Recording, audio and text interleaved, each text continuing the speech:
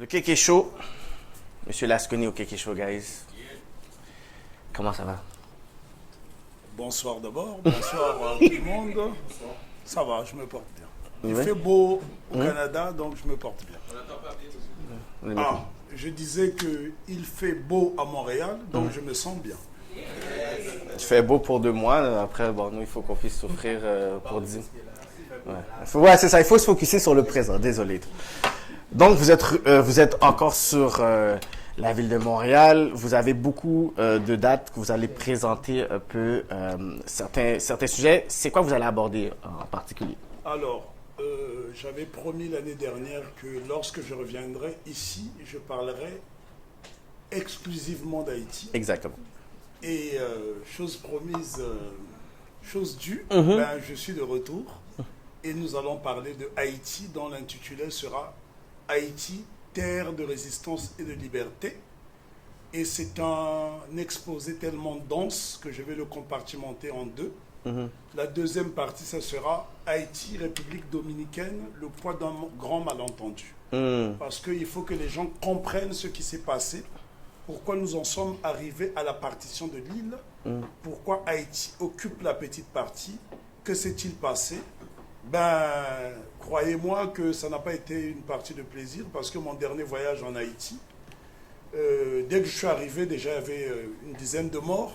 Le pays brûlait et la situation ne s'est pas arrangée. J'ai tenu quand même à rester en Haïti malgré cela, au péril de ma vie. Mais j'aime ce pays. Il fallait que j'y reste et comme mes ancêtres m'ont précédé là-bas, j'ai été protégé, donc j'ai pu sillonner l'île intégralement, caméra en main. Donc je suis venu ici restituer ce que j'ai pu recevoir de mes ancêtres en Haïti, qui est pour moi la terre sacrée de la Caraïbe. Vous êtes resté combien de temps en Haïti? Je suis resté au total 1 mois. J'ai passé 3 semaines en Haïti et 1 semaine en République dominicaine.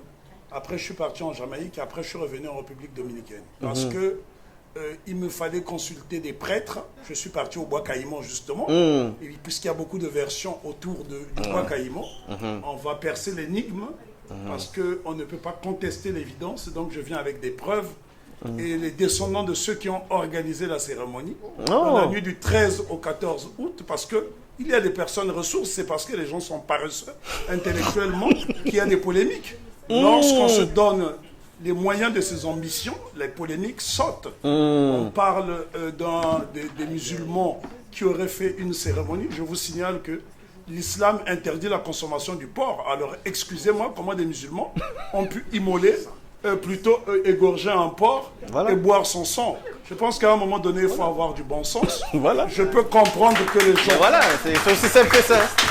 Je peux comprendre que les gens se soient convertis à d'autres religions, mais il ne faut pas falsifier l'histoire pour en tirer la gloire. Parce que, tout d'abord, il existe en Haïti un ouvrage de référence, et il n'y a qu'un seul exemplaire. Ma mère m'a toujours dit, il ne faut jamais voler. Pour la première fois, j'ai été tenté de voler un livre. Et c'est ce livre-là, malheureusement, il n'y a qu'un exemplaire. Il est tellement grand que je n'aurais même pas pu le dissimuler. Alors, qu'est-ce que j'ai fait? J'ai pris 2 jours pour aller filmer page par page afin de l'avoir. Voyez-vous? Donc, c'est cela que je vais présenter ici, au Canada. Donc, attachez vos ceintures, ça va chauffer. Ça va être sur quelle date, en fait? Alors là, ça sera le 13 juillet à la Perle Retrouvée à partir de 17h. Donc la Perle Retrouvée qui est située exactement 66 20e avenue à Montréal Nord. Donc la Perle Retrouvée est une salle qui est... Saint-Michel. Saint-Michel, bon voilà. Je ne connais pas très bien Montréal. Et puis le 14, ça sera la suite, donc Haïti, République dominicaine, le poids d'un grand malentendu qui aura lieu à la galerie Espace Mouchagaloussa, située au 533 rue Ontario, métro Berry-UQAM. Donc je tenais, c'est moi qui ai imposé la deuxième date parce qu'on ne peut pas parler d'Haïti sans parler de l'autre côté, parce que n'oublions pas que la prospérité de la République dominicaine est un effort conjugué. Donc, à l'époque, tout le monde était du même pays. Donc, on ne peut pas parler de République dominicaine parce que si vous allez en République dominicaine, vous trouverez des palais qui portent le nom de Sans Souci. Donc, ça, ce sont des choses que les gens doivent savoir. Donc, je suis là pour briser la paresse intellectuelle, inciter les gens à aller au-delà de leurs fantasmes. Ça devient ça.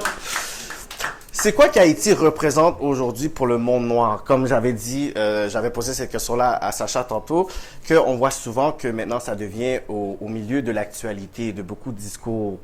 Pourquoi en 2019, maintenant c'est rendu un point fort de pouvoir peut-être se concentrer là-dedans? Alors moi, je ne me sens pas concerné par cette question parce que moi, je traite d'Haïti depuis que je suis adolescent. Donc Haïti m'habite depuis que j'ai quoi 13, 14 ans, mais j'ai commencé à travailler sur Haïti il y a exactement 34 ans. C'était en 1985 quand j'ai lu Les Jacobins Noirs de Cyril James, qui est pour moi le livre référence. Parce que Cyril James, C.L.R. James, Cyril Lionel Robert James, qui était un brillant intellectuel de l'île de Trinidad et Tobago, et qui dès 1930 a écrit Les Jacobins Noirs, Toussaint l'ouverture et la Révolution de Saint-Domingue. Cet ouvrage a été préfacé à plus de 30 reprises. C'est un best-seller qui, aujourd'hui, coûte extrêmement cher. Je parle de la version originale parce que après il y a eu des falsifications, des modifications.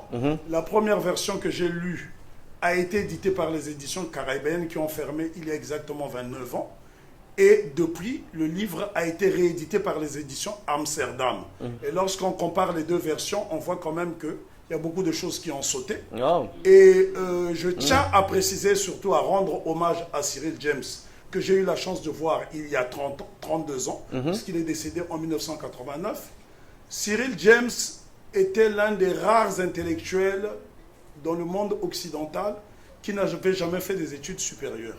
Et pourtant, c'est lui qui nous a pondu l'œuvre majeure sur la révolution de Saint-Domingue, parce que j'ai toujours précisé que la révolution haïtienne n'existe pas. C'est la révolution de Saint-Domingue. Haïti est un pays libre. Donc Haïti n'a jamais fait de révolution, puisque c'est un pays indépendant. C'est Saint-Domingue qui a fait la révolution. Donc la nuance est importante. Sacha? Quoique la nuance est importante, le fait que cela fait quand même partie de l'histoire haïtienne, est-ce qu'on peut dire que c'est une forme de révolution haïtienne parce que ce sont les ancêtres haïtiens qui ont pris part à la révolution de Saint-Domingue? Non, ceux qui ont pris part à la révolution de Saint-Domingue n'étaient pas haïtiens, ils étaient africains. Makandal était né en Afrique, il venait du golfe de Guinée, plus précisément du Congo. Si vous enlevez le A, L, qui est une déformation, ça vous donne Makanda, qui signifie homme noir ou membre de la famille. C'est mon ancêtre direct. Donc il n'était pas haïtien, il était africain. Non, je sais que il est né en Afrique et on l'a déporté. Si vous venez d'Haïti, vous arrivez au Canada, vous n'êtes pas canadien, vous êtes haïtien. Voilà. Ce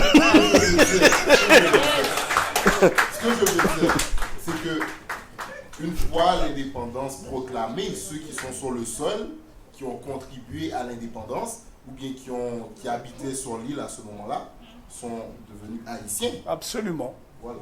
Absolument. Là-dessus, on est d'accord. Mais avant le 1er janvier 1804, ils sont africains, ils sont dahoméens, ils sont sénégalais, ils sont burkinabés, tout ce qu'on veut. Mais Haïti n'existe qu'à partir du 1er janvier 1804. C'est important.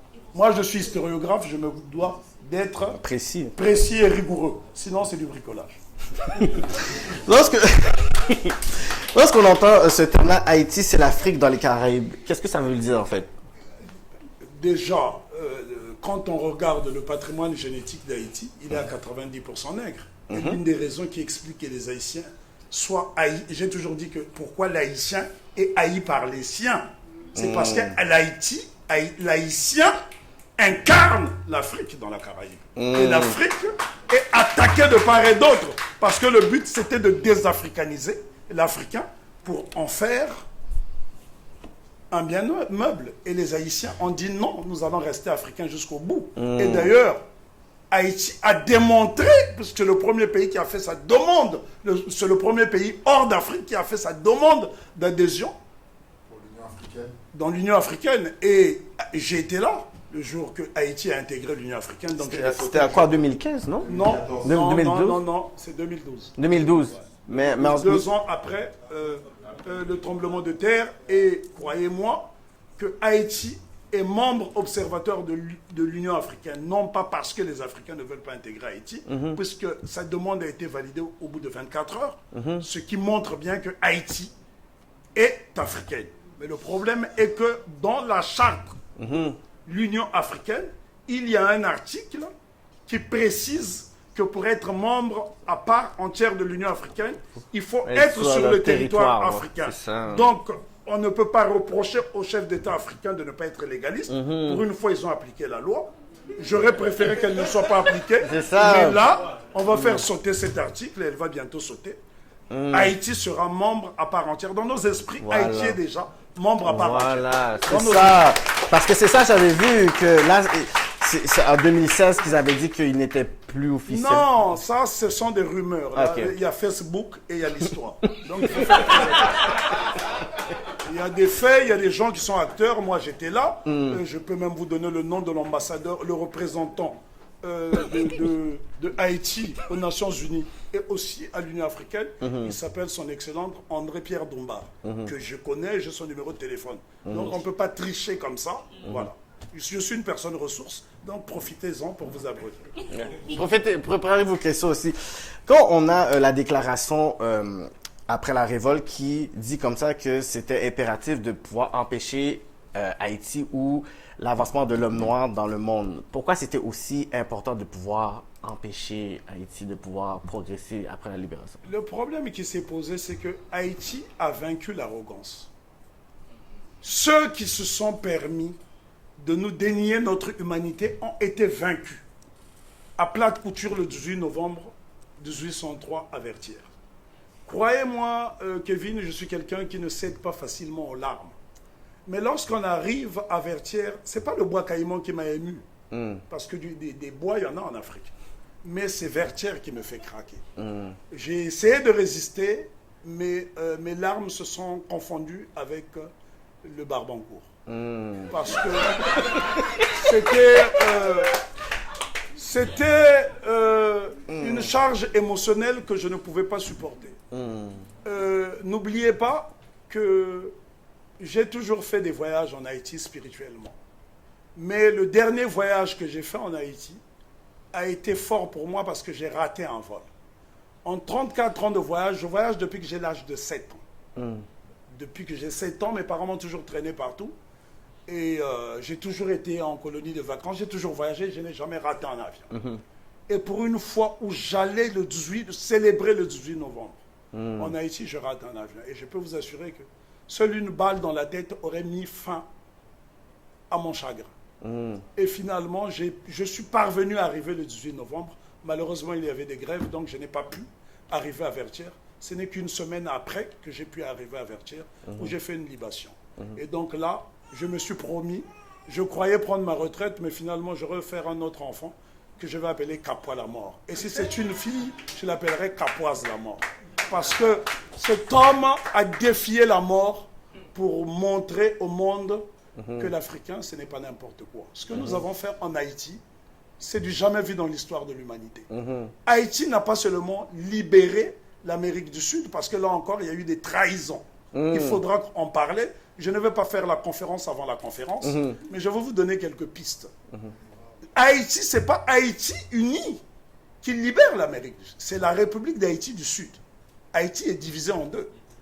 Il y a le royaume d'Haïti au nord, qui est dirigé par Henri Christophe, et la République d'Haïti au sud, qui est dirigée par Pétion. Donc le problème est bien plus complexe. Et la précision que je tiens à apporter ici, c'est qu'avant de quitter Haïti, j'ai dû menacer une paroisse que si on ne me laissait pas accéder à un cimetière, j'allais m'immoler. Donc c'était du chantage. Je tiens à la vie. Voyez-vous jusqu'à quel point je peux aller pour obtenir des preuves, parce que je voulais exactement savoir où a été enterré l'empereur Jean-Jacques Dessalines. On parle souvent de la première république nègre. Haïti n'est pas la première république nègre. Haïti est le premier empire africain qui s'est reconstitué. Parce que les gens qui ont été déportés en Haïti venaient de la grande noblesse. Toussaint Louverture est descendant d'un prince d'Alada. C'est pour cela que lorsque vous allez au Bénin, à Alada, dans la ville d'Alada, vous verrez le monument qui domine Alada, c'est Toussaint Louverture. Et j'ai des témoins ici. Donc, lorsqu'on parle de république, à l'époque, il n'y avait même pas beaucoup de républiques. Haïti était un empire. Et Dessalines a refusé de porter une couronne pour la bonne et simple raison. Il n'y avait pas de diamant. Ces gens connaissaient la noblesse. Elle a dit, je suis empereur, mais il faut que les pierres viennent du continent. Donc, j'ai un plan de libération de l'Afrique. Haïti avait une flottille maritime supérieure à celle du Mexique. Donc, ce sont des choses qu'on doit étudier minutieusement, et pour cela, il faut traverser la frontière. L'une des difficultés qui fait qu'on prenne l'histoire d'Haïti bout à bout, c'est parce que les Haïtiens ne peuvent pas se rendre en République dominicaine, il faut payer $300, et vice-versa. Et vous savez, vous connaissez le pouvoir d'achat d'un Haïtien ou d'un Dominicain. Donc, diviser pour régner. Et nous travaillons dans ce sens déjà. Il faut faire sauter cette frontière parce qu'il n'est pas normal que les Haïtiens subissent l'oppression de l'autre côté alors que ce sont leurs ancêtres qui ont fait la prospérité de l'intégralité de l'île. Lorsqu'on parle de la perle des Antilles, ce n'est pas seulement Haïti, c'est jusqu'en République dominicaine. Voilà. Et j'ai été voir les confréries africaines en République dominicaine qui...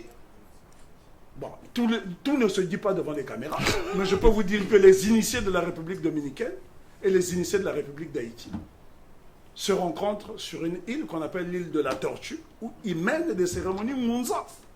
Et pour cela, il faut aller dans un village en République dominicaine qui s'appelle Matalos Indios. Là encore, si je rentre dans les détails, je risquerais d'enflammer le... C'est ça. Je limite les dégâts. Il y a des choses à savoir. Ça va être des choses qui vont dans la conférence. Bien entendu, mais il faut venir à la conférence parce qu'il y a des gens qui ont mobilisé les moyens, qui m'ont mis à l'aise, et je leur ai promis que je ne vais pas faire la conférence avant la conférence, mais je vous mets la puce à l'oreille, et je pense que je vois que l'auditoire est enthousiaste, parce que l'histoire d'Haïti ne devrait pas passionner que les Haïtiens, mais tout homme noir, parce que c'est le symbole de notre siècle. Le peuple noir, au risque de me répéter, le peuple noir n'a que deux symboles. Haïti et l'Éthiopie, qui le 1er mars 1896 a vaincu. Donc, encore là, la victoire n'a été possible que parce que l'empereur Ménélique II était conseillé par Benito Silva, qui était un Haïtien. Un Malien, Tibiélé Dramé, dit « Dès mon arrivée, je me suis rendu compte qu'Haïti était la terre la plus africaine des grandes Antilles. Cette île est la fille aînée de l'Afrique. L'héritage du continent y est très vivace. Aujourd'hui, dans ces circonstances dramatiques, j'espère que l'Afrique ne laissera pas aux autres le monopole de la solidarité avec Haïti. » Alors, effectivement, le frère Tibiélé Dramé, que je connais, qui est ministre aujourd'hui au Mali, a bien raison de le dire. Mais ce qu'on ne dit pas, c'est que lorsque le tremblement de terre en Haïti, le 12 janvier 2010, voyez-vous, j'ai les dates en tête, pour vous dire que je suis haïtien. Le 12 janvier 2010, lorsque le tremblement de terre survient, les premiers qui ont réagi, ce ne sont pas les États-Unis ni la France. Sarkozy est venu faire son show, alors que en 204 ans d'indépendance, Haïti n'avait jamais reçu de visite officielle de la France. Ouais, voilà. En 206 ans plutôt d'indépendance, il a fallu qu'un tremblement de terre pour que Nicolas Sarkozy vienne faire son show. C'était même pas une visite d'État, il est venu faire du tourisme pour narguer le peuple haïtien. Et tout à l'heure, on parlait du président Jean-Bertrand Aristide. L'histoire se répète avec les peuples amnésiques. Savez-vous quelle est l'opération qui a délogé Jean-Bertrand Aristide du pouvoir? Ça s'appelle Opération Rochambeau. L'homme que Napoléon avait envoyé pour mater les nègres. Donc, voyez-vous, mon jeune frère, je vois qu'il est enthousiaste et je lui souhaite beaucoup de succès parce que je vois chez lui l'enthousiasme. Mais lorsqu'on fait de la politique, il faut aussi beaucoup s'ancrer dans cette... il faut s'imprégner de cette histoire parce que je sens que c'est quelqu'un qui est sincère dans sa démarche. Et franchement, si j'étais électeur en Haïti, j'aurais voté pour toi. Parce que c'est pas pour te flatter. Hein.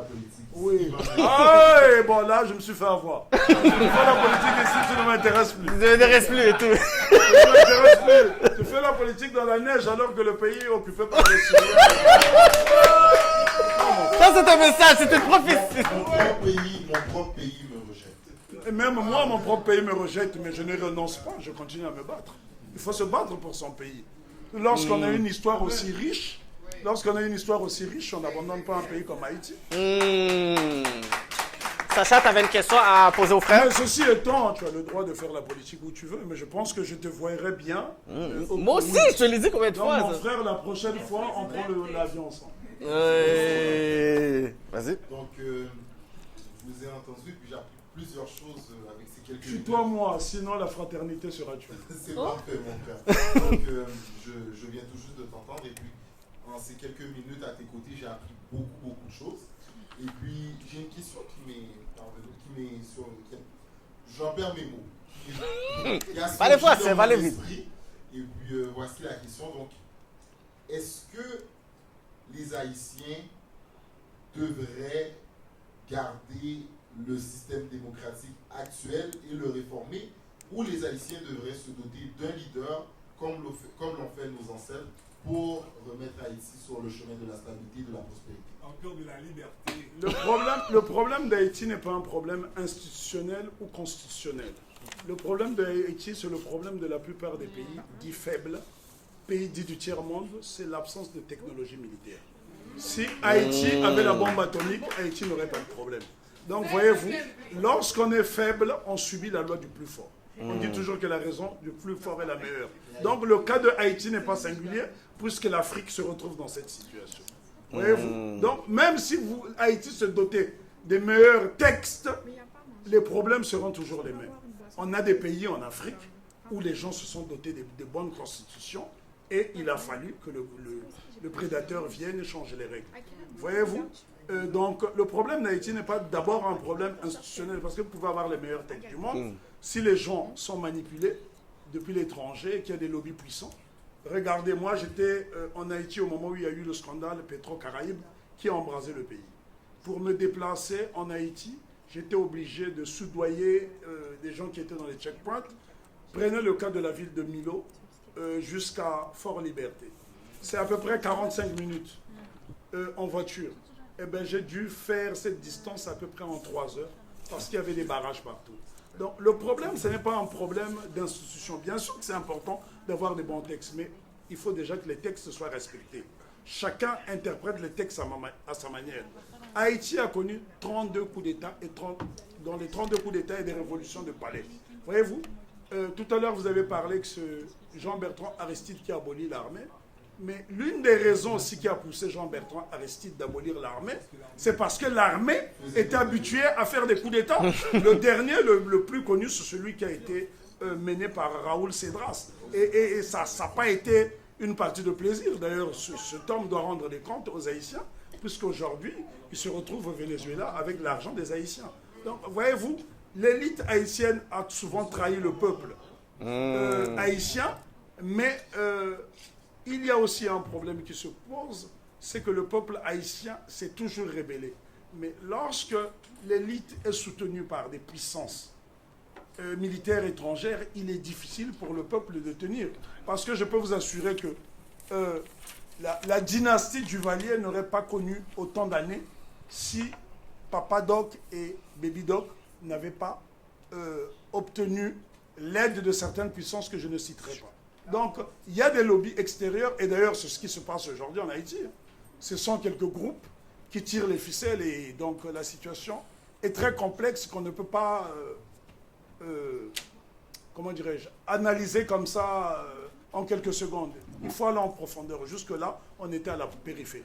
Je ne prétends pas avoir l'exclusivité de la vérité, mais j'ai beaucoup travaillé sur Haïti. 34 ans, c'est pas rien. Certains d'entre vous n'ont même pas cet âge ici. Donc c'est pour vous dire que j'ai mis beaucoup de temps, j'ai mis beaucoup d'argent, j'ai mis beaucoup de sueur. Et l'histoire d'Haïti mérite d'être analysée en profondeur et non à la périphérie. Est-ce que, ça c'est une question, ok, mais c'est une blague, mais je veux savoir, est-ce qu'il va y avoir un médecin lors de la conférence? Parce que je pense que plusieurs personnes vont s'évanouir devant leur information. Non, je pense que les Haïtiens ont une langue, ça serait sous-estimer leur capacité de résistance. Non, c'est qu'il y a des choses qu'on apprend et puis on est tellement ébahi que on peut en perdre notre son. Donc c'était une petite blague. Non, mais justement, il ne faut pas céder à l'émotion, il faut être solide parce qu'il y a des combats durs encore qui nous attendent. Haïti a obtenu son indépendance, mais Haïti se débat pour consolider son indépendance. Le plus dur, ce n'est pas d'obtenir l'indépendance, c'est la garder. Et puis, Puis, lors de votre plus récente visite en Haïti, j'imagine que vous avez vu à quel point, lors de ta plus récente visite en Haïti, j'imagine que tu as vu à quel point est-ce que le dollar américain est présent en Haïti, à quel point est-ce que les Haïtiens cherchent maintenant à parler anglais, qu'il y a beaucoup d'Américains en Haïti, mais avec l'éventualité qu'Haïti pourrait se joindre comme membre à part entière dans l'Union africaine. Crois-tu qu'une monnaie africaine serait bénéfique pour Haïti, de même que tous les pays de l'Union africaine, au même titre que l'Union européenne, ou est-ce qu'on voit qu'il y a l'euro qui circule? Vous savez, c'est un lent processus. Le problème est que vous êtes impatient. J'aime toujours exemplifier sur l'Espagne, plus particulièrement le sud de l'Espagne, qui a été un califat, c'est-à-dire une colonie religieuse pendant 800 ans. Aujourd'hui, si vous allez interroger les Espagnols, ils sont loin de ces souvenirs. Et pourtant, ils ont vécu le martyre pendant 800 ans. Notre histoire est trop récente pour faire le bilan. Moi, je suis convaincu d'une chose, c'est que le 21e siècle est africain. Il ne pourrait pas nous échapper. Et pour cela, si le 21e siècle est africain, le 21e siècle sera haïtien. Et Haïti fera partie de l'Union africaine à part entière. C'est une évidence parce que lorsque le Premier ministre, son Excellence Émérite Patrice Lumumba, Premier ministre du Congo, arrache l'indépendance à la table ronde à Bruxelles, les Belges, 11 jours après l'indépendance, vont provoquer une sécession, c'est ce qu'on appelle la sécession du Katanga. C'est-à-dire qu'un pays qui obtient l'indépendance en 30 juin, le 11 juillet, il y a une partition.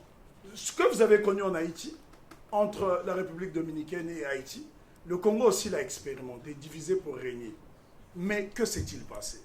La Belgique comptait sur le manque de cadres afin de reconquérir le pays.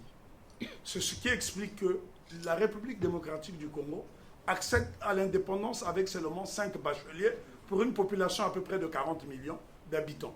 Or, vous ne pouvez pas gérer une grande nation de 2 345 000 km² avec seulement 5 bacheliers. Qui est venu à la rescousse de notre... Ce sont les Haïtiens. Ce sont les Haïtiens qui ont formé l'armée du Congo indépendant. Ce sont les agronomes haïtiens qui ont formé les agronomes du Congo. Et les Haïtiens ne sont pas arrêtés au Congo. Ils sont partis en Guinée de Sékou Touré, qui a dit non au général de Gaulle en 1958. Donc l'histoire d'Haïti est inextricablement liée à celle de l'Afrique. Parce que nous sommes Haïti. Haïti, c'est nous. L'historien Ilika Mbokolo dit « Lorsqu'on demande aux Africains ce que Haïti représente pour eux, beaucoup évoquent aussitôt les dépendances, première république noire de l'histoire. Pour nous, Haïti est à la fois le symbole de l'abaissement des Noirs à travers l'esclavage et la traite et de leur redressement grâce à l'indépendance qu'ils ont arrachée aux colonisateurs. » C'est une définition que je partage. Voilà. Questions, commentaires, guys? Parce que je sais que vous en avez... Avant de passer aux questions, je voulais te faire un cadeau. Oh, wow. Ah, j'avais d'autres questions. Je ne suis pas venu les mains vides, je suis un enfant bien élevé. Ah, le DVD! Le DVD Afro-Canada, l'autre rêve américain, qui retrace l'histoire des Noirs au Canada depuis l'époque de l'esclavage. Et grâce à toi, Kevin, j'ai pu faire des choses. Et merci de m'avoir donné des crédits, des images de ton émission, qui ornent ce film qui aujourd'hui a connu un grand succès. Et voilà. Donc, mais ouais, je suis très honoré. On va faire une session de... On va organiser quelque chose pour regarder le visionnement. Yes, Herbie? Cette question-là. Ben, si tu parles plus au micro, ça va t'aider. J'aimerais ça que vous nous répondiez à cette question. Qu'est-ce qui vous...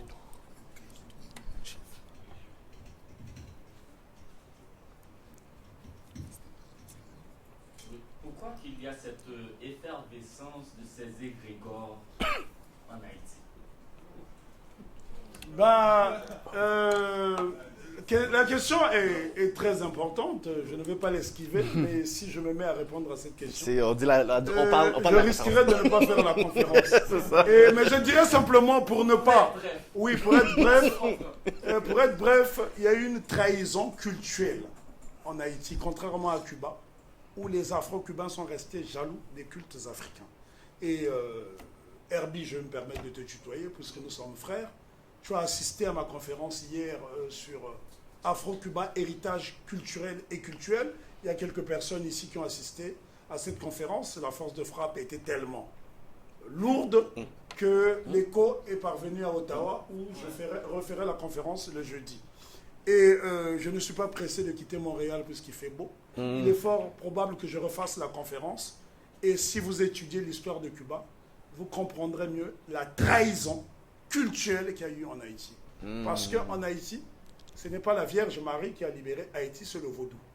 Et aujourd'hui, le vaudou est diabolisé. Moi, je ne suis pas là pour stigmatiser. Je respecte toutes les confessions. Je suis quelqu'un de très tolérant. Mais je ne peux pas comprendre que c'est le cochon qui a été égorgé pour libérer Haïti.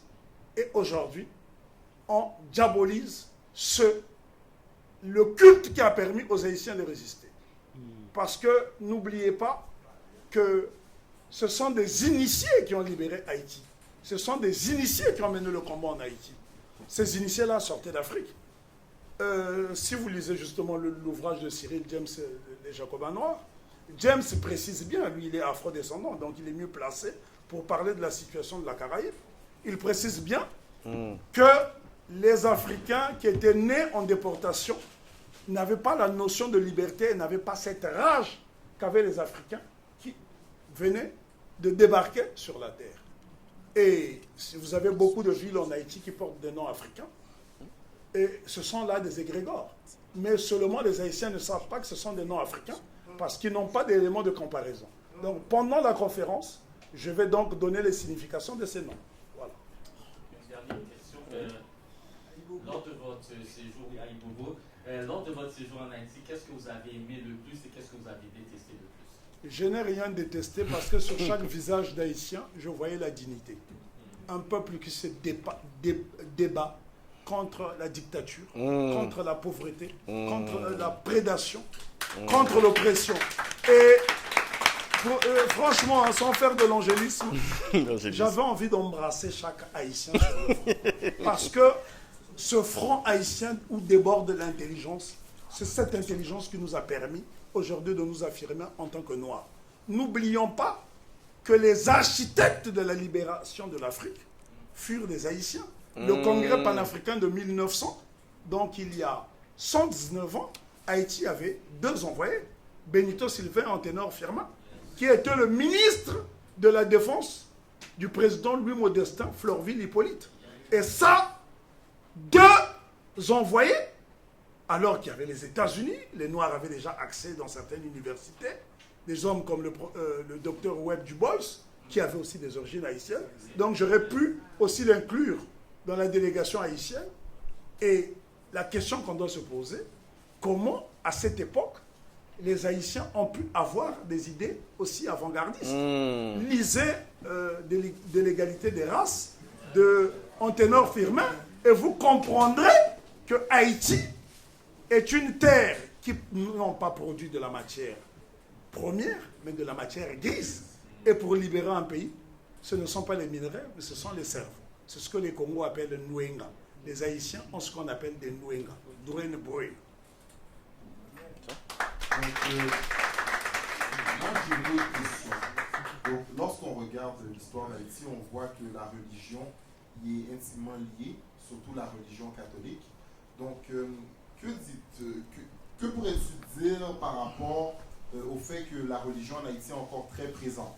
C'est-à-dire, encore aujourd'hui en 2019, lorsqu'on inaugure une banque, un commerce ou une école, on va voir le prêtre catholique venir pour bénir les lieux. Et que jusqu'à tout récemment, jusque dans les années 80-90, les prêtres en Haïti étaient tous blancs. Et puis que maintenant, on commence à avoir de plus en plus de prêtres haïtiens. Et qu'on a aussi le cardinal Langlois, c'est ça son nom? En tout cas, je crois qu'il était évêque, quelque chose de ce genre. Et puis la religion catholique, c'est pas trop mon fort, quoique je suis catholique. Bref, revenons à ce que je veux en arriver. On voit aussi que au milieu des années 80, la visite du pape Jean-Paul II a changé l'histoire d'Haïti, si on pourrait dire en quelque sorte, parce qu'il a dit aux Haïtiens qu'ils devaient être obéissants envers Jésus, car Marie, c'est leur mère, et que Jésus, c'est leur père. Et on l'a vu embrasser le sol haïtien, et on a vu des milliers d'Haïtiens aller le rencontrer à l'aéroport. Donc ne crois-tu pas que les Haïtiens devraient devenir laïcs, c'est-à-dire séparer la religion catholique de toutes ces institutions et de la société haïtienne pour se libérer encore une fois? Je n'ai pas de leçons à donner à Haïti, j'ai plutôt des leçons à tirer des Haïtiens. Donc il serait prétentieux de ma part de dire aux Haïtiens ce qu'ils doivent faire, parce que c'est une terre de résistance. Haïti se bat depuis plus de 2 siècles. Donc je n'ai pas de leçons à donner aux Haïtiens, à leur dire ce qu'ils doivent faire. Les Haïtiens savent ce qu'ils doivent faire et ils se battent bien. Le problème est que l'intelligence haïtienne n'est pas mise en exergue. Et c'est ce qui vous donne l'impression qu'en Haïti, les choses ne bougent pas. Si vous allez au Bois Caïman, le Bois Caïman se trouve en Haïti, vous verrez des résistances cultuelles. Je citerai l'exemple d'un prêtre qui s'appelle Franz Jean Raymond. Combien d'Haïtiens le connaissent? Et vous savez, quand on aime son pays, on doit se donner les moyens de l'étudier. Moi, je suis né au Congo. Le Congo-Haïti, c'est plus de 10 000 km de distance. Mais je n'hésite pas à parcourir cette distance. Montréal, c'est à 3 heures, 4 heures d'avion. Donc ça, ce sont des questions que vous ne devrez pas vous poser. Il y a en Haïti un grand chanteur que je n'ai pas eu la chance de rencontrer. Et c'est quelque chose qui me fait mal jusqu'à aujourd'hui. C'est Mano Charlemagne. Écoutez Mano Charlemagne et vous aurez les réponses à vos questions. Et vous avez la chance de comprendre le créole haïtien. Faites l'effort, à défaut de lire, écoutez la musique de Mano Charlemagne. Non, mais ce que je veux dire, c'est que Haïti, qui est justement un pays qui ne se laisse pas marcher sur les doigts, et puis quand on regarde la révolution de Saint-Domingue, on voit qu'ils ont exclu tout ce qu'ils pouvaient exclure, sauf les prêtres, et sauf... en tout cas, il y a plusieurs choses qu'ils ont gardées du colon, et puis le reste, ils sont débarrassés. Donc, comment expliquer que les Haïtiens sont encore attachés à la religion catholique? Moi, c'est ce que je voulais te demander par rapport à ma question. Et ce que je voulais te demander aussi, c'est que, parce que je ne sais pas comment ça fonctionne dans les pays africains, mais est-ce que cette présence de la religion est si grande dans les institutions Elle est même aussi grave. Vous dites grande, moi je dirais qu'elle est même aussi grave. Mais là n'est pas le problème. Le problème n'est pas qu'il y ait des religions ou pas des religions. Le problème, c'est d'être intelligent. Et les stratégies ne se débattent pas en public. Ça se débat en conclave. Si vous voulez libérer un peuple, au Bois Caïman, on n'a pas alerté les colons en leur disant « Demain, on va attaquer les plantations », on les a surpris. Donc, il serait irresponsable de ma part de dire ce que nous devons faire pour nous défaire de ces religions dites révélées. Ceci étant, moi, je suis tolérant. Parce que nous sommes dans une situation où, si on pose le problème religieux sur la table, ça sera la première guerre civile chez nous. Donc, soyons intelligents. Et même s'il y a des choses qui nous grattent, nous devons régler nos problèmes en conclave. Ça, c'est la sagesse africaine. Ceci étant, je dirais tout simplement qu'on a des exemples de résistance culturelle dans la Caraïbe. Vous allez en Jamaïque, vous avez le Pacomania, qui se pratique encore. En République dominicaine, et pourtant il y a un degré d'aliénation effroyable, il y a des résistances culturelles. Il suffit de connaître les lieux. Et c'est pour cela que je vous disais, si vous aimez une femme, on va vous demander une dot, vous allez tout faire pour la doter afin de demander sa main, officialiser la relation. Ayez le même amour pour votre pays. Wow. C'est important. Bonjour, ça va? Ça va. En forme. Je suis heureux de te revoir. Moi aussi. Alors, moi, j'ai une question qui me trotte dans la tête. Étant donné que Haïti, bon, c'est le début du commencement, Hispaniola, bon, Christophe Colomb qui met ses pieds là-bas, Haïti, première république, c'est-à-dire premier empire qui s'est reconstitué, Haïti qui a envoyé beaucoup comment c'est enfermé, qui a réaffirmé effectivement que le noir était non seulement l'égal du blanc, mais aussi qui avait grandement contribué. Donc on voit que les Haïtiens ont toujours été avant-gardistes. Est-ce que tu crois que Haïti sera la première à se manifester pour que, c'est-à-dire l'emprise occidentale tombe? C'est-à-dire, est-ce que l'Afrique va se relever par le passage par Haïti? Est-ce que tu crois que c'est possible? Je dirais que je tiens à préciser que l'Afrique ne va pas se relever, l'Afrique est déjà en train de se relever. La renaissance africaine est effective. C'est parce que notre faiblesse, ce sont les médias. À force de regarder l'Afrique à travers des lunettes occidentales, on finit par avoir un regard étriqué. Et ça, c'est le poison, c'est le piège. Regardez l'Afrique à travers des lunettes africaines. Et je peux vous dire que moi, je fais partie probablement des plus vieux dans la salle. Je ne suis pas aussi vieux que ça, mais je suis cinquantenaire. Et j'ai eu la chance d'avoir assisté à plusieurs drames sur le continent, notamment la famine qui a sévi en Éthiopie en 1985. Il y a une chanson qui a connu beaucoup de succès, US for Africa, We Are the World, We Are the Children. Cette chanson a été composée en 1985 par une brochette de stars de la chanson américaine pour venir en aide à l'Éthiopie. Et je me rappelle, à cette époque, j'étais au lycée, on nous demandait de ramener du riz, des boîtes de conserve pour aider l'Éthiopie. Aujourd'hui, allez visiter l'Éthiopie. Vous serez surpris. Les Africains ont une longue tradition de résistance. C'est même un miracle que nous soyons encore debout. L'Afrique est en phase de remporter la plus importante des compétitions, qui est la compétition démographique. Il y a un phénomène anthropologique qui va se produire d'ici moins de 30 ans. C'est-à-dire que l'Afrique va doubler sa population. De 1950 à 2050, nous passerons d'1 milliard d'habitants à 2 milliards. Ça ne s'est jamais vu nulle part depuis que l'humanité existe. Malgré tout ce que nous avons subi, toutes les maladies artificielles qu'on a inoculées sur le continent africain, Ebola, Sida, toutes sortes de maladies, nous sommes toujours debout. N'oubliez pas qu'il y a des populations en Afrique qui sont visées par des grandes firmes pharmaceutiques, pour ne pas leur faire de la pub, qui s'acharnent sur les populations. Des pays comme le Nigeria, on y a enterré des déchets toxiques clandestinement.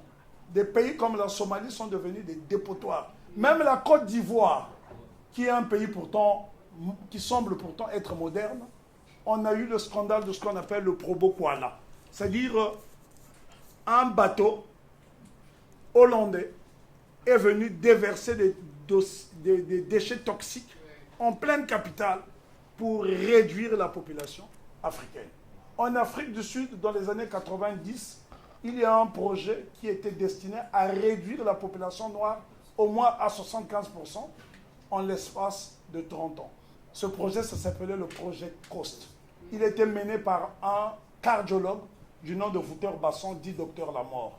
Malgré tout, nous sommes toujours debout. Donc, faites-nous confiance. Moi, lorsque je visite la Caraïbe, je me dis que rien ne peut être plus fort que l'Africain. Et pour cela, je vous recommande d'écouter une chanson que j'écoute en permanence, qui est devenue ma prière. C'est celle d'un musicien haïtien du nom de Bello. La chanson s'appelle... Bello. Comment s'appelle la chanson? Wozo, qui compare l'haïtien au roseau, qui plie mais ne casse pas. Voyez-vous, même au niveau de la discographie, nous avons suffisamment d'éléments pour nous instruire. Parce que je sais que tout le monde n'aime pas lire, parce que ce n'est pas évident. Mais à défaut de lire, on peut écouter de la musique. Voilà pourquoi dans les choix, dans cette discothèque, il faut faire des bons choix.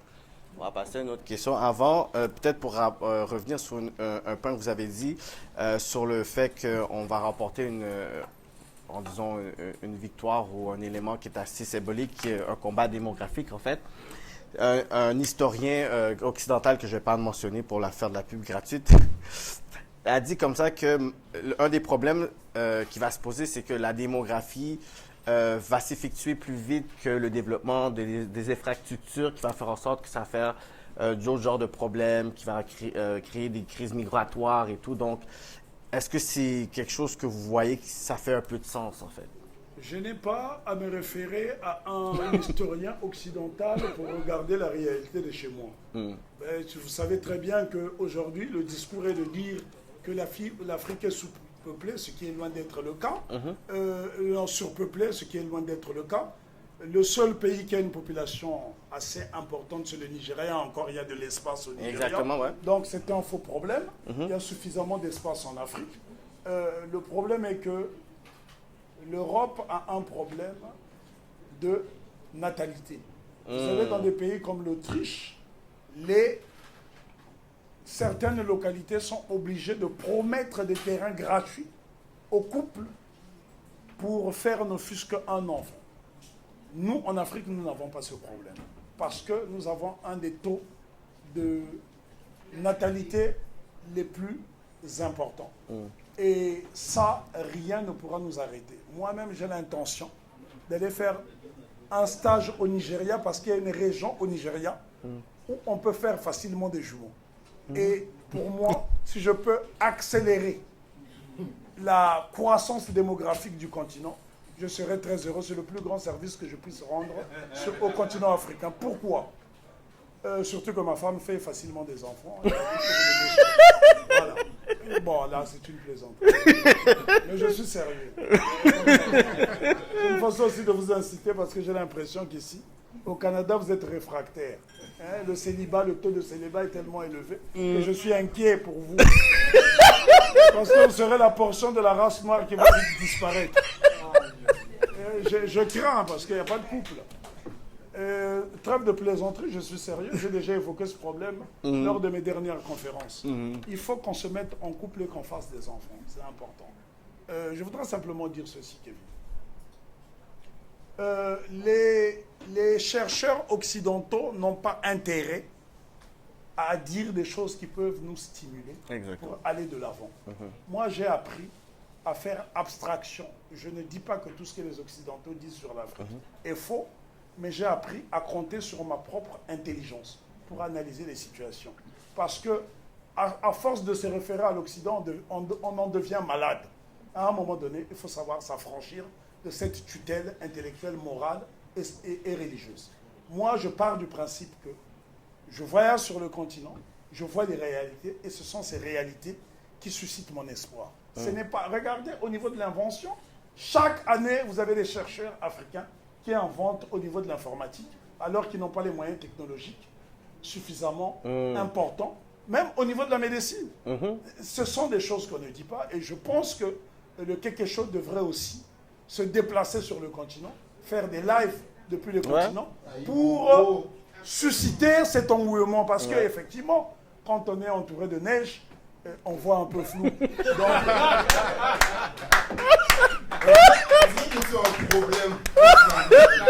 ah ben moi, la mélanine et la neige, ça ne s'entend pas. Mon frère, question? Vas-y, Samy. Tu vas poser après? Bonsoir Kéké, bonsoir Sacha, bonsoir M. Lasconi, bonsoir l'auditoire. J'ai une question à vous poser à vous deux. Oui, au-delà du symbolisme, on parle ici, c'est une terme de liberté, c'est une terme de résistance. Mais au-delà de tout ça, oui, je crois que la question a été déjà posée, a été répondue, mais ne devrait-on pas aller dans le concret déjà en partant? On voit qu'Haïti s'en va vers l'Union africaine et que le processus s'établit, mais ne devrait pas commencer par régler pour Haïti, ne devrait pas commencer pour régler le problème dans sa cour, dans son arrière-cour, ce que veut dire en Amérique, parce que là on parle de géopolitique. Au-delà de l'émotion, on s'entend que Haïti est tiraillé entre l'Occident, les États-Unis et le reste. Donc, ne devrait-on pas aller pour régler le problème à partir de là, et après ça, on pourrait voir aller vers le continent africain. Et deuxièmement, on parle d'Éthiopie. Présentement, l'Éthiopie, comment elle s'est relevée, et ça a rejoint Rito, c'est pas grâce à la France-Afrique, c'est grâce à la Chine-Afrique. Donc, qu'est-ce qu'on peut dire par rapport à tout ça? Jeune homme, je me permets de t'appeler jeune homme parce que malgré ta barbe, je suis bien plus vieux. Hein? Ce n'est pas faire insulte à ton âge ni à quoi que ce soit, c'est juste, c'est affectif, puisque je ne connais pas ton prénom. Je dirais tout simplement que l'Éthiopie ne se relève pas grâce à la Chine-Afrique. Ce serait faire insulte à l'intelligence éthiopienne. L'Éthiopie est une vieille civilisation. C'est l'une des plus vieilles civilisations du monde. Si vous allez visiter la Libella, un chantier qui a pris plus de 120 ans, c'est l'une des 10 premières merveilles du monde. Et les Chinois, à l'époque, étaient encore dans la boue. Donc, dire que l'Éthiopie se relève grâce à la Chine-Afrique, c'est faire insulte.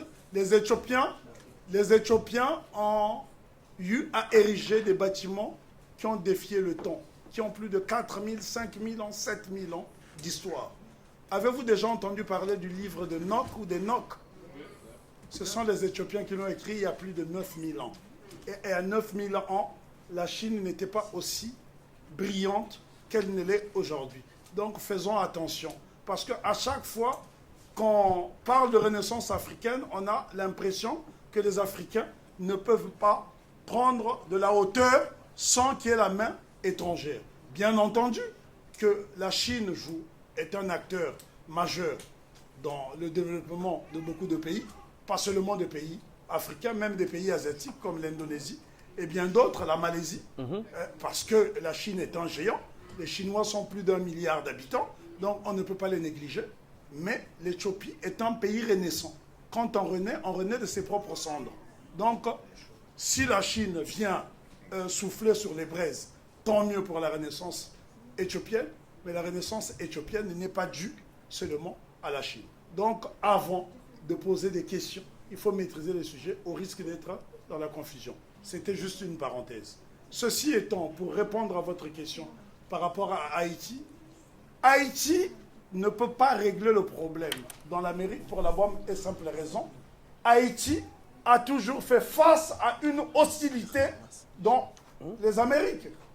Vous savez qu'il y a eu un embargo contre Haïti. Cet embargo a duré plusieurs décennies. Vous savez pourquoi Haïti souffre lorsqu'il y a des cyclones, particulièrement cette île? Parce que pendant cet embargo, ce que j'appelle l'embargo décrété par le syndicat des empires coloniaux, dont faisaient partie les États-Unis d'Amérique, le Danemark, le petit Danemark, la Suède, la Hollande, l'Espagne, le Portugal, la France, l'Angleterre, je pourrais continuer. Que s'est-il passé? Les Haïtiens étaient obligés de brûler leurs forêts pour faire du charbon afin d'avoir de l'énergie, parce que les distilleries de Rome, il fallait les faire fonctionner. Eh bien, vous voulez compter sur ceux qui ont détruit l'écosystème en Haïti pour régler le problème? Non. La devise d'Haïti, c'est l'union fait la force. Et l'union fait la force, l'Afrique est dedans. Donc, on ne peut pas dissocier l'Afrique et Haïti. Ce n'est pas possible. La solution est commune. Soit Haïti et l'Afrique se renaissent, soit ils meurent ensemble. Mais ils ne peuvent pas, elles meurent ensemble. On ne peut pas dissocier Haïti de l'Afrique. Régler le problème d'Haïti à part, ça ne peut pas fonctionner. Il faut étudier Marcus Garvey, qui a écrit un brillant ouvrage qui s'intitule Philosophy and Opinion. Et là, vous comprendrez mieux les solutions. Parce que nous ne sommes pas la première génération à avoir médité sur nos problèmes. Si vous écoutez le discours que Garvey prononce le 1er août 1920 lors de la Black People Convention qui a eu lieu à New York, Garvey cite tout ça à l'ouverture. Lorsque vous lisez un homme comme Booker T. Washington, Up from Slavery, il y a déjà des solutions qui sont préconisées. Il y a eu une conférence en 1912 qu'on appelle la conférence internationale de la race noire. Il existe aux États-Unis des conclusions. Le Canada est juste à côté. Je vous inviterai à aller au Schomburg Center qui se trouve à Harlem. Et là, vous aurez des réponses sur nos solutions. Parce que les solutions existent, c'est parce qu'on ne les a pas encore appliquées. Et Haïti est même une solution pour nos problèmes, parce que la devise de Haïti, c'est l'union fait la force. Et lorsque nous avons fait l'union au Bois Caïman, résultat, on a vaincu la plus puissante armée du monde. C'est main dans la main que nous allons développer. Donc Haïti ne peut pas se séparer de l'Afrique. Nous ne le permettrons pas. Mon frère?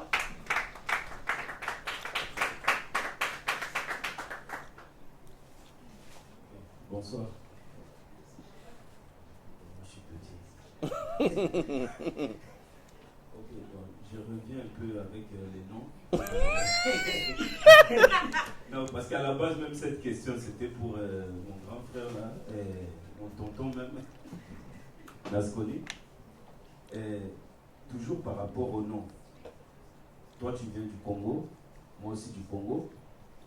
Toi du Congo, dit Brazzaville, moi Kinshasa. Que penses-tu de l'importance des égrégores, hein, de l'énergie, de la vibration d'un nom qu'on donne à une personne sur le combat d'Haïti, des Noirs, en tout cas des Noirs en général, puisque tout à l'heure tu as dit que, tu as corrigé le fait que ce sont des Africains, des Makandal, qui ont fait, en tout cas en quelque sorte, qui ont beaucoup contribué, hein, c'est pas pour dire qu'il y a une différence, mais est-ce que cette puissance immatérielle, c'est-à-dire cette énergie-là, n'a pas contribué à faire en sorte que une première grande victoire est arrivée? Ça, c'est à peu près la première question.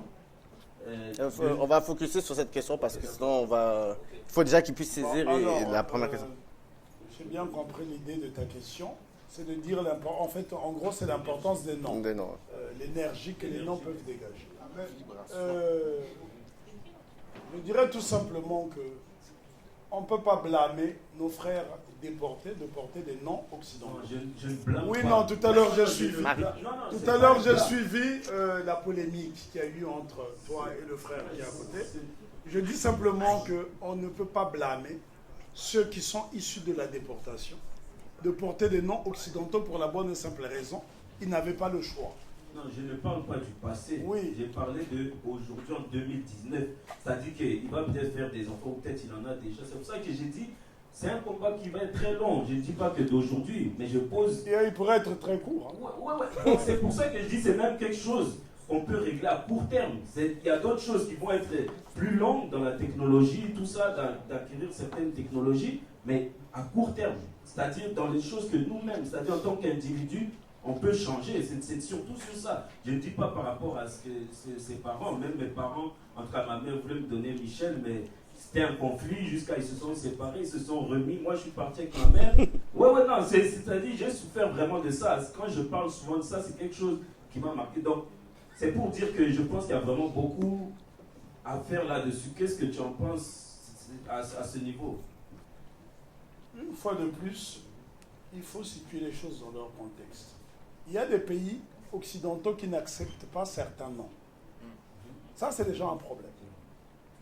Moi, j'ai la chance de porter un nom africain qui met en garde quiconque voudrait me faire du mal. Mon prénom, c'est Ngombulu Yasangi Yaminabal, qui signifie en langue congo le lion de la brousse qui dévora les braconniers. Voyez-vous, c'est un choix. Parce qu'à ma naissance, je ne portais pas ce nom. Comme tout Africain colonisé, j'ai eu un nom colonial, dont je me suis débarrassé lorsque je suis sorti de l'ornière. C'est un processus et tout le monde n'est pas encore sorti de l'ornière. On ne peut pas mettre la charrue avant les bœufs. J'encourage les nôtres à se réapproprier de leur nom authentique parce que c'est important. Chaque être humain devrait se baser sur sa culture originelle. Mais le problème qui se pose est que nous avons encore des chaînes mentales que nous ne sommes pas encore parvenus à briser. C'est un processus.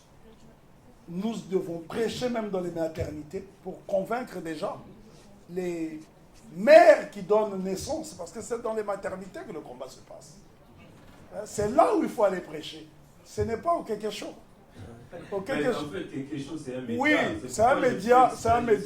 c'est un média pour faire passer le message, mais je dis qu'il faut déjà commencer à faire le prosélytisme dans les maternités. Parce que les témoins de Jéhovah le font, les catholiques le font, les musulmans le font, mais nous devons avoir des prédicateurs du panafricanisme ou de l'authenticité africaine qui vont s'emparer des maternités. Parce que c'est là où ça se joue. Convaincre avant que le mal ne soit fait. Une autre question? L'autre question, c'était au sujet de la démographie. J'avoue que la démographie africaine est en boom, oui, c'est vrai. Non, elle n'est pas en boom, elle progresse. Ça dit, quand je dis un boom, ça veut dire que c'est en croissance, en forte Oui. croissance, c'est dans ce sens. Mais le boom, c'est quelque chose d'explosif. C'est pas par le cas. Ok, en forte croissance. Et toi qui as beaucoup étudié Haïti, est-ce que c'est la même chose pour Haïti? Oui, Haïti est l'une des îles les plus peuplées de la Caraïbe. Hein. C'est un peu plus de 10 millions d'habitants, presque 12 millions d'habitants. Et si on rajoute la République dominicaine, on dépasse les 20 millions d'habitants. Donc c'est encourageant. Okay. Pour le taux de natalité aussi. Oui, malgré les désastres. Hein, parce que n'oublions pas qu'en 35 secondes, le tremblement de terre a tué 200 000 personnes. Ce qui est la moitié de la population de la Guadeloupe, par exemple. Donc ce n'est pas rien. Mais malgré tout, la population haïtienne est croissante. Okay, merci voilà. beaucoup. On va prendre notre frère en arrière qui va prendre. Ouais, bon. Vraiment merci à toute l'équipe, à Dieu qui est chaud et merci à tous les invités, etc.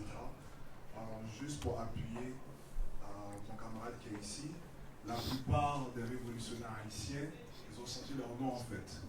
Quand que finalement vous êtes au combat et tout ça, etc. Et l'énergie que les mots apportent, c'est très important. Quand on prend par exemple Toussaint Breda, à Toussaint l'ouverture, celui qui va ouvrir la porte, et tout ça, etc. Mais en fait, ma question est très simple. C'est quel conseil que vous avez à tous les jeunes qui finalement essaient de sortir de l'aliénation spirituelle et qui n'ont pas d'ancrage de transmission familiale. Wow. Très bonne question. Alors, le conseil que j'ai à leur donner, c'est de s'instruire. De ne jamais faire l'économie de l'instruction. S'instruire, se documenter, aller dans des conférences, quel que soit le conférencier, diversifier ses sources. Vous avez la possibilité dans les pays occidentaux d'aller dans des bibliothèques. Vous avez accès à Internet, ce qui n'est pas le cas dans certains pays où les populations sont souvent victimes de délestage, malgré leur volonté. Avoir une curiosité intellectuelle maladive. Et ce n'est qu'à ce prix que nous allons sortir de l'ornière et nous allons nous réapproprier notre identité. Parce que tant qu'on ne fait pas l'effort intellectuel de savoir qui on est, il est difficile de savoir qui on est. Voyez-vous, moi j'étais en Haïti il y a quelques mois. Malgré la grève, ma détermination était que je visite les sites historiques les plus importants. Je m'en suis donné les moyens. Lorsque je suis arrivé dans la ville de Limbé, dans la bonne prononciation est Limbé, il y avait un barrage. Ce barrage m'a empêché de me déplacer pendant... J'étais bloqué quasiment pendant 3 heures. Mais comme j'étais déterminé, j'ai réussi à franchir ce barrage. Donc, c'est une question de détermination aussi. Lorsqu'on est déterminé à triompher, on finit par triompher. Il faut toujours gagner le match avant le commencement. Il faut avoir une mentalité de conquérant, de guerrier.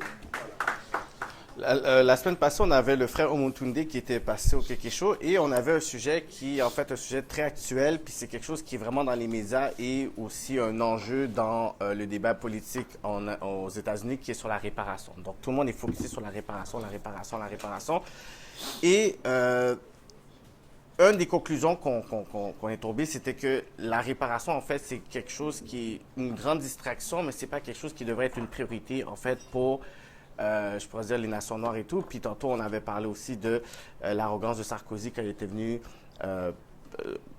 parler avec Haïti. On a vu aussi la déclaration de François Hollande qui avait dit que la France doit une dette aussi morale à Haïti. Donc, c'est quoi la place vraiment de la réparation qu'on devrait peut-être mettre sur le côté? Puis c'est quoi les objectifs et le focus qu'on devrait peut-être mettre nos regards?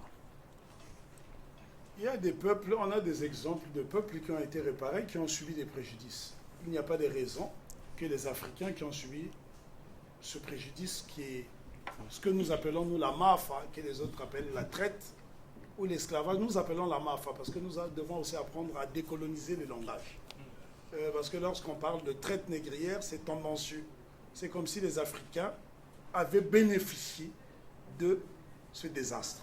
Parce que la déportation a ruiné l'Afrique. Est-ce que le terme génocide serait le terme qu'on pourrait utiliser? Mais bien sûr que c'est un génocide. Ok, c'est ça. On dirait qu'on a peur d'utiliser Mais de toute façon, le mot génocide n'est pas labellisé, donc on peut l'utiliser. D'accord. Voilà, ce n'est pas labellisé. N'ayons pas peur, il y a eu un génocide parce Voilà. qu'il y a des contrées en Afrique qui ont disparu à cause des razzias. Vous avez une ville au Ghana qui s'appelle Abanzi, qui signifie en langue fanti, là où l'homme blanc a gouverné, pour ne pas dire catastrophe. Près de 80% de la population est devenue sourde à cause du bruit des canons. Il faut visiter le fort Amsterdam, qui à l'époque s'appelait Fort Cormentine. La plupart des Surinamais, des Guyanais sont passés par là. C'est sur le littoral ghanéen. Vous allez dans des pays comme le Congo, particulièrement l'Angola, la présence portugaise a duré 500 ans. Les Portugais n'ont été chassés qu'en 1975. Et je vous informe, parce que souvent, certains afro-descendants pensent qu'ils ont l'exclusivité d'avoir été assujettis. Je vous signale que l'esclavage a duré plus longtemps en Angola que dans toutes les îles de la Caraïbe. Parce que vous, dès 1791, vous avez réussi à vous libérer, à briser les chaînes. Et vous avez consolidé cette liberté en 1804, plus précisément le 1er janvier. En Angola, la liberté, nous l'avons obtenue en 1975. Et après une lutte épique, une lutte armée, et qui par la suite, malheureusement, s'est transformée en guerre civile, parce que les différentes fractions qui se battaient contre le colon ont retourné les armes contre eux-mêmes. Donc, ce qui explique que l'Angola est le deuxième pays le plus miné au monde après le Cambodge. Il y a 5 mines par Angolais, soit 75 millions de mines. Et c'est ce qui est... Donc, voyez-vous, lorsqu'on a causé autant de drames, on doit exiger des réparations. Okay. Je suis de ceux qui réclament les réparations, aussi bien des deux côtés de l'Atlantique. Okay. Mais seulement, il ne faut pas se faire d'illusions. Et je voudrais ici vous apporter une précision. Nous avons le cas d'un peuple. C'est pour cela qu'il faut qu'on étudie notre histoire avec passion. Moi, je suis un intégriste culturel, un intégriste de l'histoire.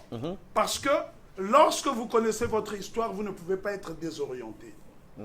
Prenons le cas d'une île dans l'océan dit Indien qui s'appelle l'île Maurice. L'île Maurice a été colonisée par la Grande-Bretagne et par la France. Les Anglais ont été les derniers à avoir colonisé cette île qui a accédé à l'indépendance en 1968. L'île Maurice est un archipel constitué de 3 îles. Maurice, Rodrigue et Diego Garcia.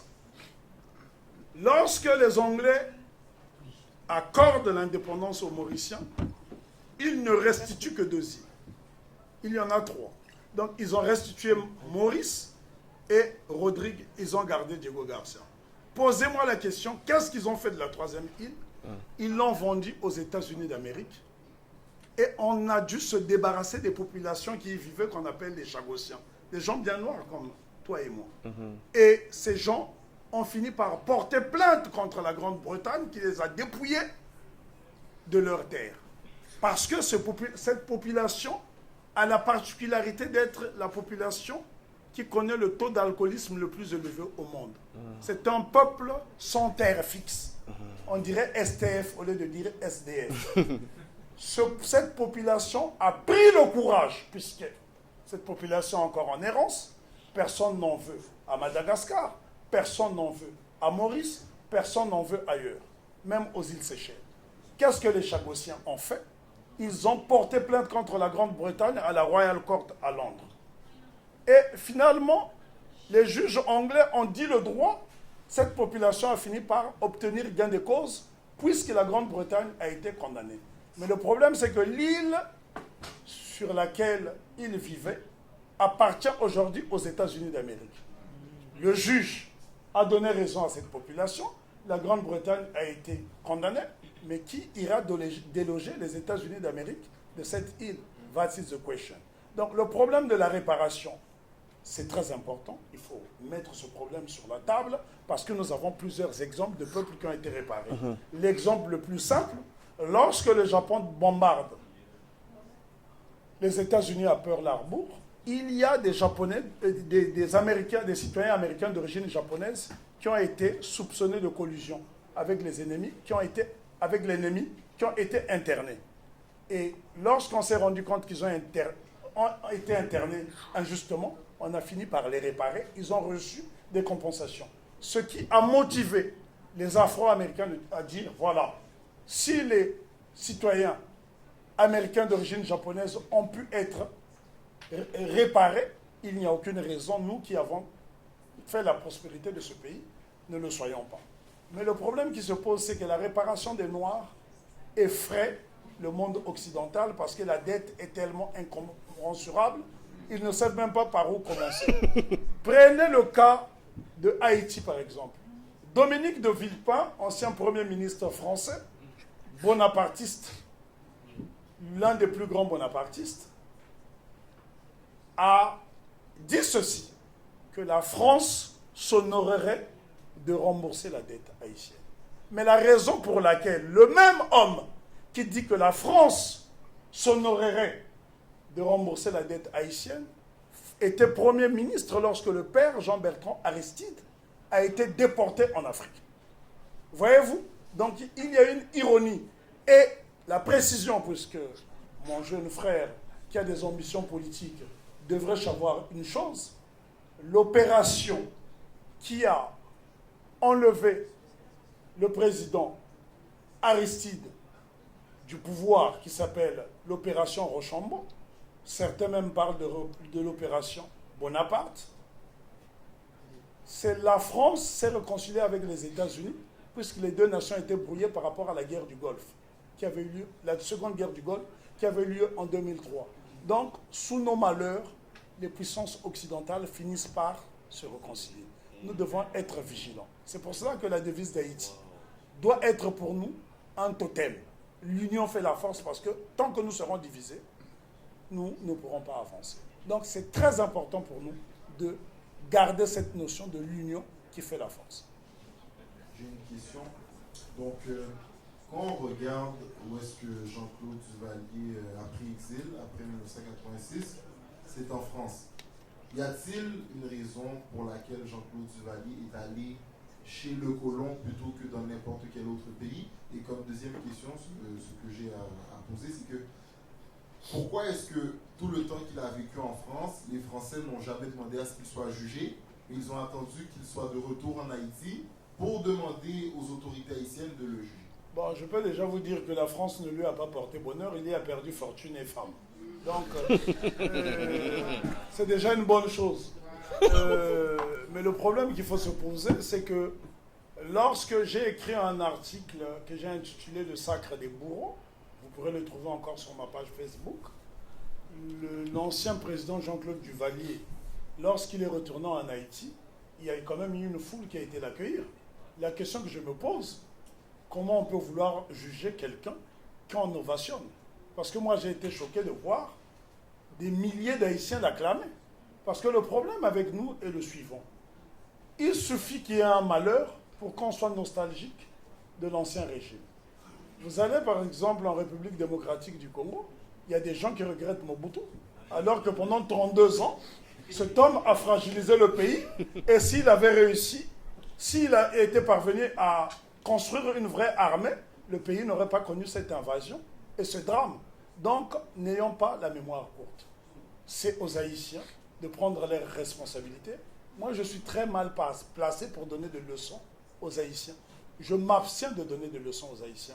J'ai beaucoup plus de leçons à tirer de l'histoire d'Haïti parce que cette histoire est héroïque, pour ne pas dire épique.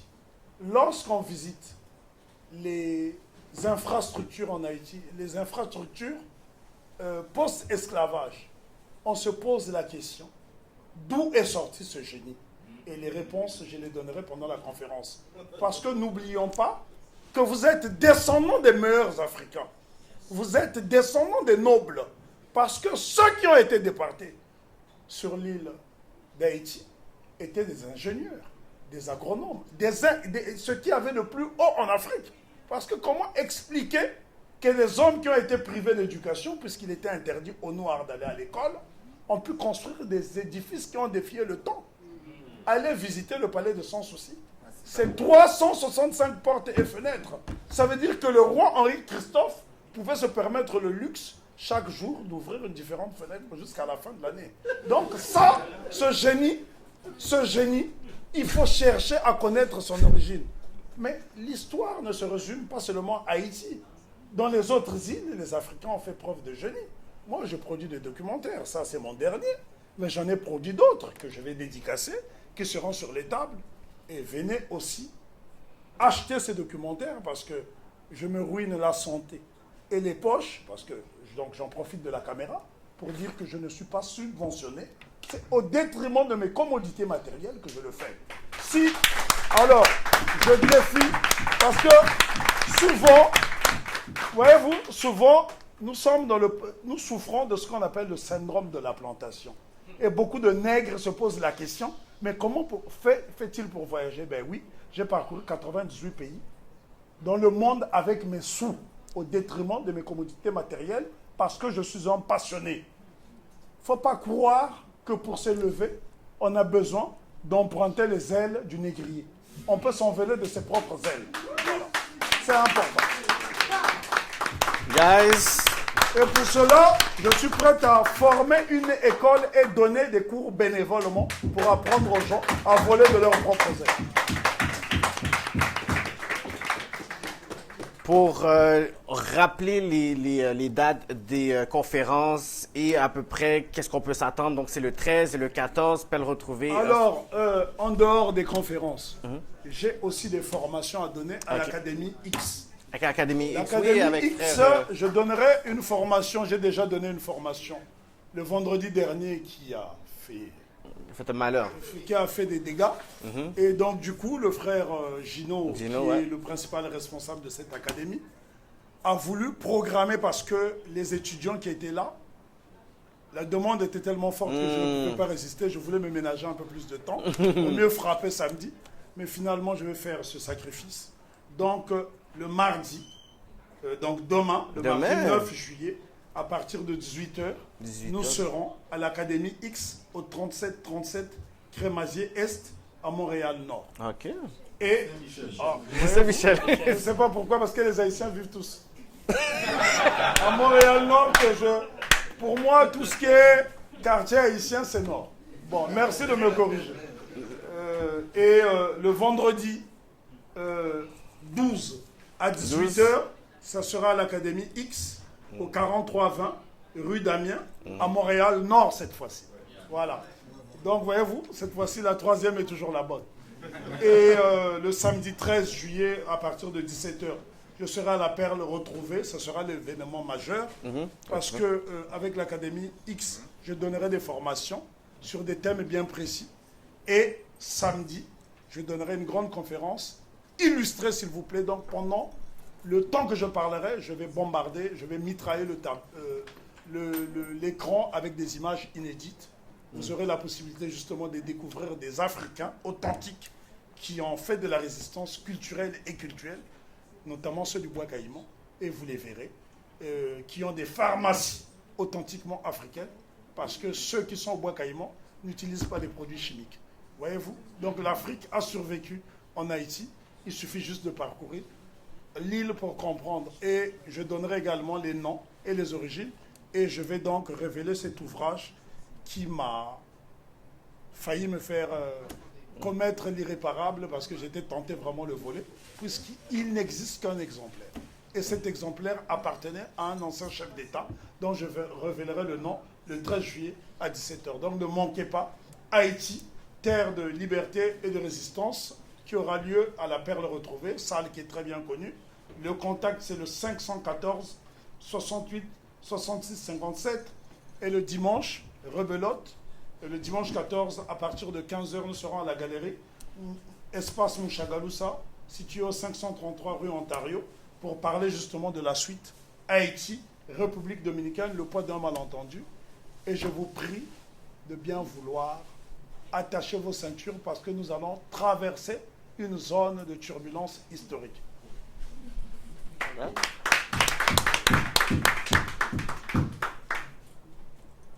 Bonsoir. Rebonsoir. Kiki, juste avant de vais tout. Ouais, en fait, c'est ça, je reposte. Et vous les trouverez également sur ma page Facebook NYSYMB Lasconi. Je reposte tous les trucs à partir de. Ou alors vous allez sur mon site internet nylasconi.l'univers.com. Moi, je voulais vous poser la question par rapport à. En parlant d'Haïti, c'est un pays de cœur d'ailleurs. Et aussi, grâce à vous, en tout cas, la dernière conférence m'avait transmis cet amour, cette passion pour l'Haïti. Je suis heureux d'avoir inoculé le virus. Ah oui, en tout cas, et j'ai compris, parce que j'ai grandi avec beaucoup d'Haïtiens, j'ai compris ce côté de résistance qu'il y avait, en tout cas cette gemme de résistance de sa mère, en tout cas, merci beaucoup. Et je veux savoir, quel conseil donnerez-vous à vos jeunes frères, petits frères, par rapport à la place de la femme haïtienne dans toute cette émancipation pour l'Haïti?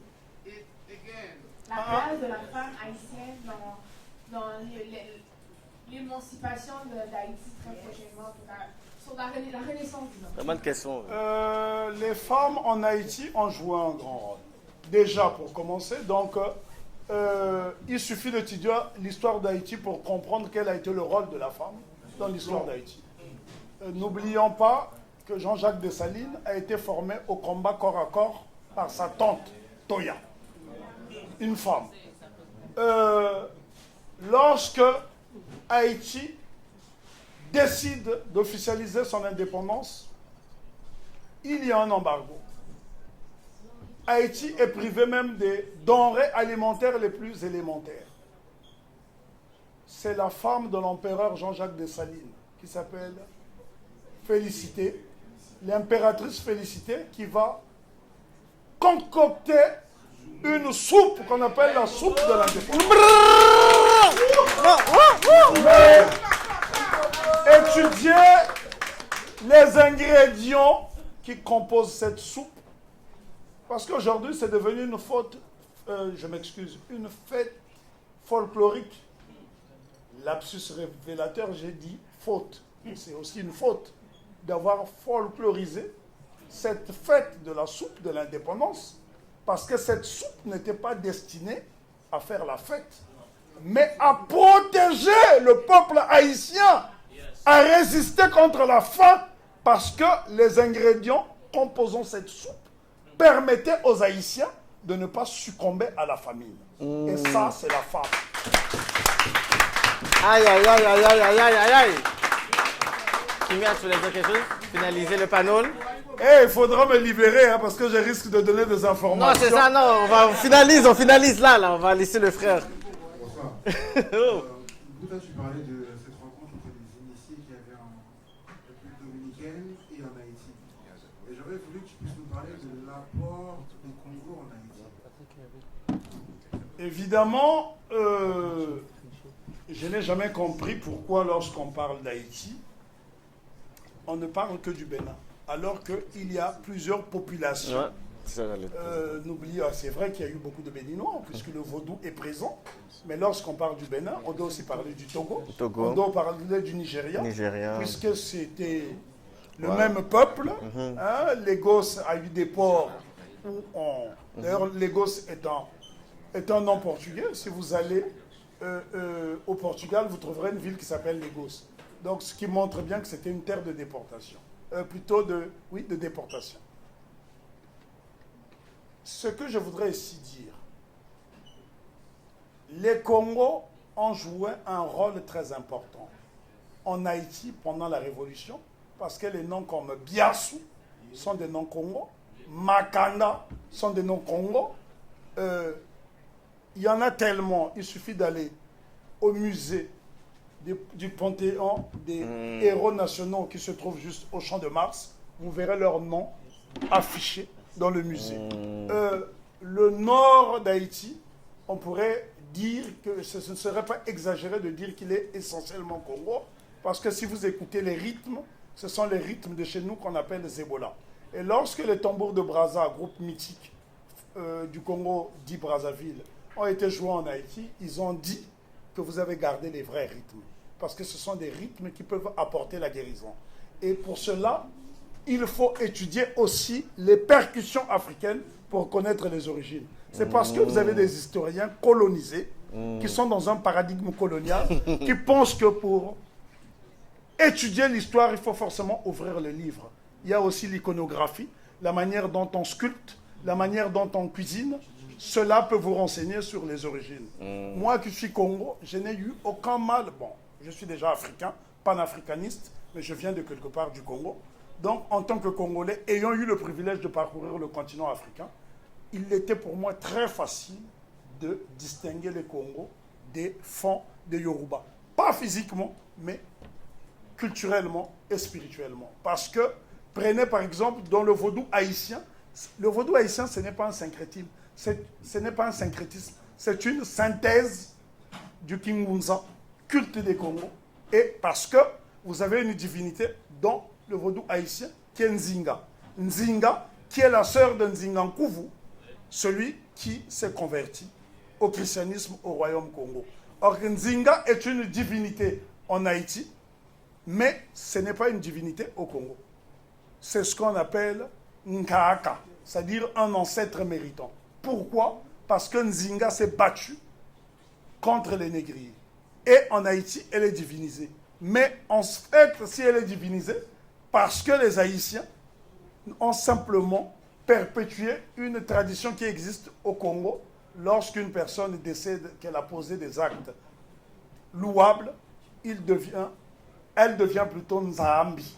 Nzambi qui signifie, qui est la contraction de Nza et Mi, univers et mal.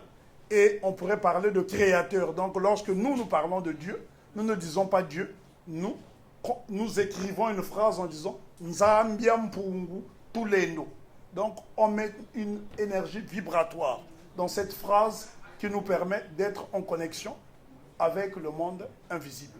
Donc si Nzinga, qui est congolaise, est divinisée en Haïti, c'est bien parce qu'il y a eu aussi des Congos. Et donc pour cela, il faudra ouvrir ce livre et vous connaîtrez les origines.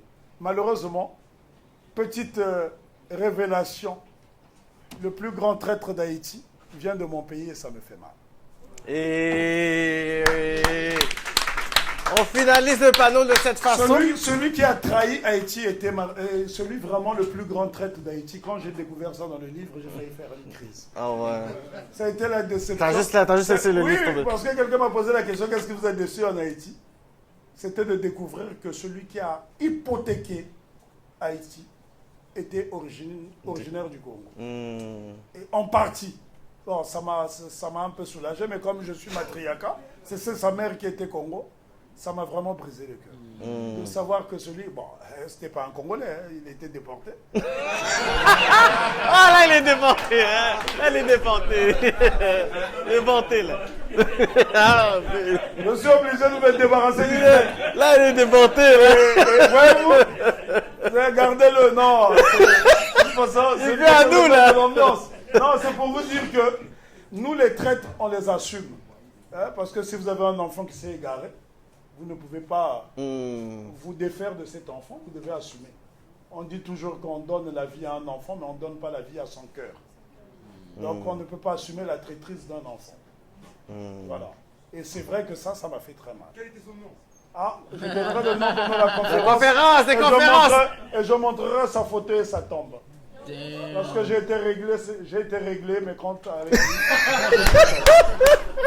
Et vous verrez que je suis quelqu'un de très déterminé parce que je peux vous assurer que lorsque j'ai fait cet exposé à Paris, c'était foule.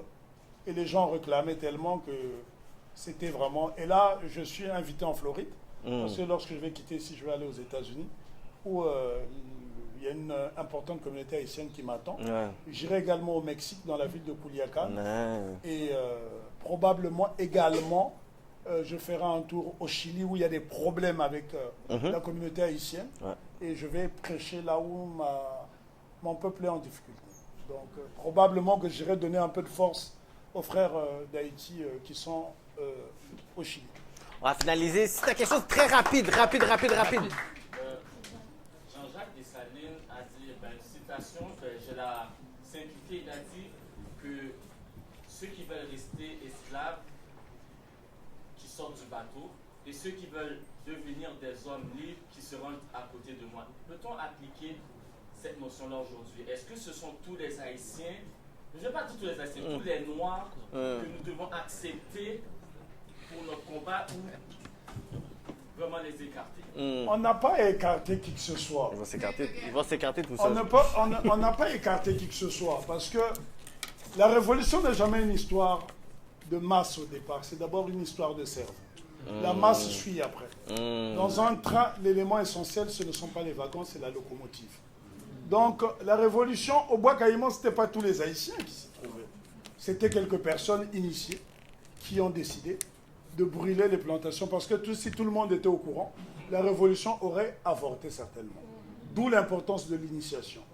Garvey a dit que quand il a lancé son slogan « Back to Africa, Africa for African, at home and abroad », il a invité les Africains qui voulaient bâtir à l'accompagner en Afrique.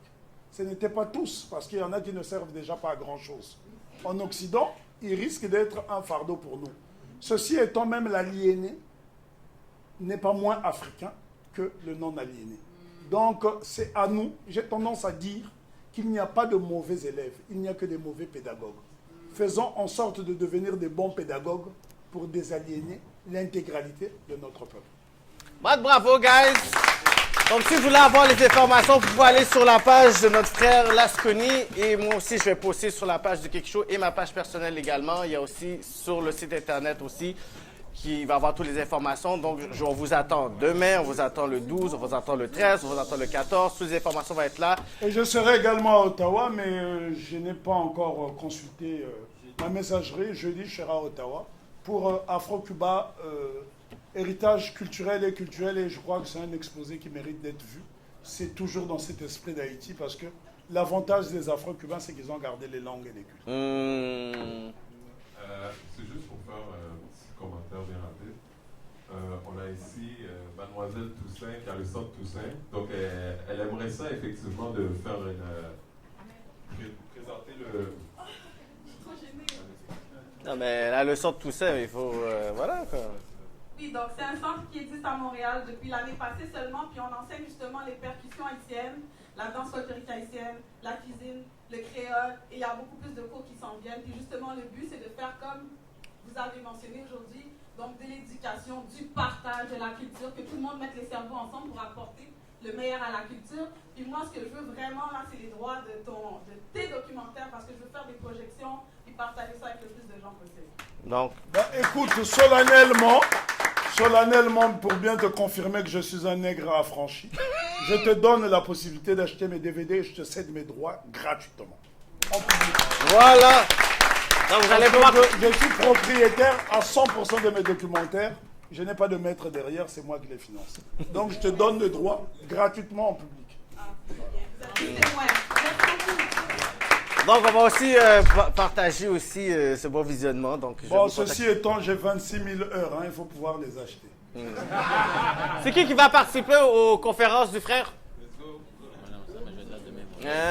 Donc, on veut toutes vous voir, là. Hein. Je veux pas des comme ça, puis il n'y a pas... Ouais, mais j'ai remarqué que les Haïtiens, c'est quand on parle de leur pays qu'ils se mobilisent. Ah ben voilà, il faut... N'oubliez pas que la Jamaïque, c'est la Jamaïque qui vous a fourni l'homme qui a déclenché les hostilités. Boukman était jamaïcain. Et n'oubliez pas que c'est Haïti qui a formé l'homme qui s'est battu pour la liberté des Noirs à Cuba, Antonio Maceo. Il a été formé en Haïti, donc c'est votre élève. Donc apprenez aussi à vous mobiliser pour d'autres pays. Parce que ça, c'est une petite critique que je fais. Très bonne critique, guys. On se voit la semaine prochaine.